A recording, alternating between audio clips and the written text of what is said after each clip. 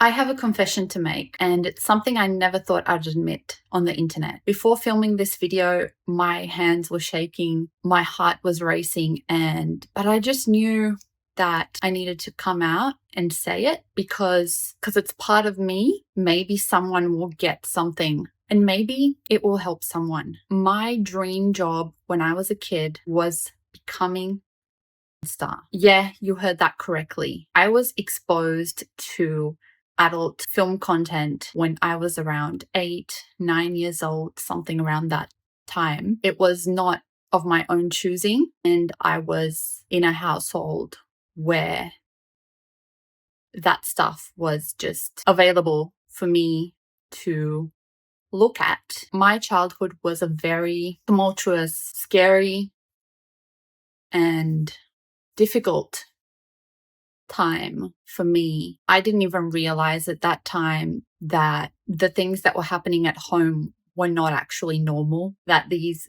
games were not actually games in the sense that I thought they were. So, yes, my dream job when I was a little girl, while other girls wanted to be princesses, astronauts, lawyers, whatever else, married, was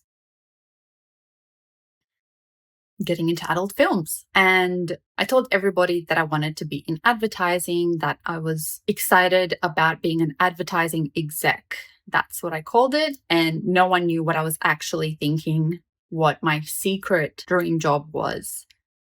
I believed from a very young age, around the time that certain things happened, that all I was good for was my body. My body was my selling point. Like, I had nothing else. I believed that it was an object, and objects can be traded for money, can be sold. Objects are things. So I saw myself as a thing, as my body as a thing. Later on, I turned that belief into action where I derived my self-worth from how I looked. And I was still on that path to getting my dream job. That was not just a one-off temporary thought that I had. I actually got into my teen years and I was like, that's what I want to do. And I did tell some people. I told definitely the wrong people, and they got a certain impression of me. But I just wanted it to be out there. And I thought that this was something, that you can tell people, just like, I want to be a lawyer. I want to be this. Like, people's reactions were I don't think they really took it seriously. I think they were like, oh, Karina's joking. It's a joke. Like, obviously. It wasn't a joke. I'm not sure how many people knew that it wasn't a joke. I certainly knew it wasn't a joke. But the only thing that was standing in my way, in Australia, it's a lot more difficult to get into that industry than it is in a place like America.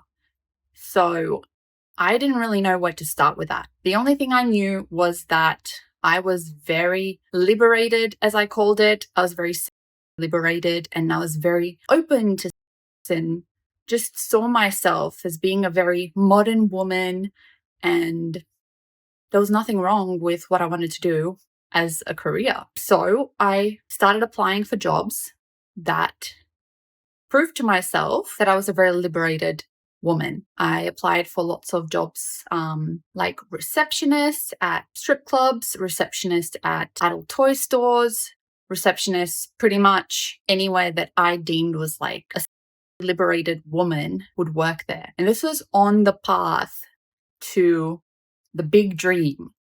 So I knew that I had to start somewhere. And I was thinking that if I get into that space, it's a lot easier for me to progress to get my dream job. So I applied lots of places. I ended up getting 2 interviews. One was receptionist at a massage parlor. And yes, when I say massage, I'm not talking about, just normal massage. I'm talking about massage with happy endings and all that stuff. So receptionist, pretty pretty simple job. When I went there, they asked me if I had any experience in the industry. I told them I didn't, but I'm very open to learning. You know, I'm excited about this. I'm very positive. I'm very liberated. Like, I'm a very open-minded person. So I just sold myself like that to get the job. They explained certain things that I had to do, and I was like, yeah, sure, I'll wash these sheets, I'll wash these towels, I'll go in the room after it's all done and take care of that. Like, no problem. So I wanted them to know that I was ready to work and ready to get into it. As a receptionist, you had to do all these things. That was part of the job description. Did the interview, didn't hear back. Okay, that's fine. Ended up getting another interview later on as a hostess at a strip club in King's Cross. King's Cross is, or at least was, a place that was bustling, like at night, lots of strip clubs, lots of adult entertainment. They have adult toy stores there. It was pretty crazy back then.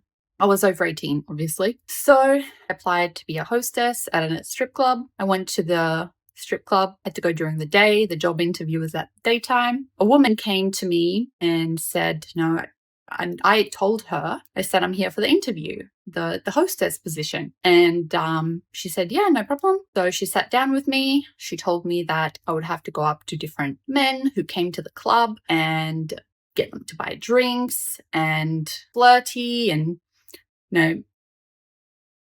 look attractive, seductive, all of that.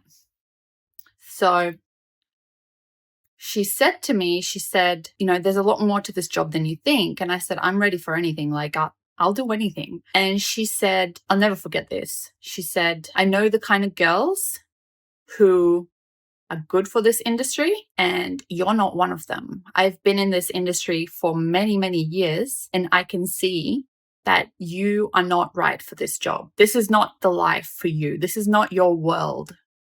And I was so confused. I said, like, are you sure? I'm willing to do anything at this point. Like, I just want to get into the industry. I want to start learning. She said, no, I don't want to waste your time. And I don't want you to waste mine. But this is not for you. So I said, okay. And I left. That was actually the last time that I applied for a job in the adult industry, in that kind of space. I think it was a big wake-up call for me, because she said, I'm not meant to be part of this world. I didn't quite understand what that statement meant, but it was a massive statement that made me realize perhaps my dream job should be something else. If I'm not cut out for this world, like she said, I don't want to push it. My instinct was telling me not to push it. It's not one of those cases where people tell you no and reject you and, you've got to keep going to get to that dream. I just had a feeling that, okay, this is a sign from the universe that I need to stop. I need to stop trying to go down this path. And so I did. I stopped going down the path. And later on in my early mid-20s, I came to terms with the fact that what happened to me as a little girl led me to see myself as an object and to think that all I was good for was my body and using my body. And that's my only talent. I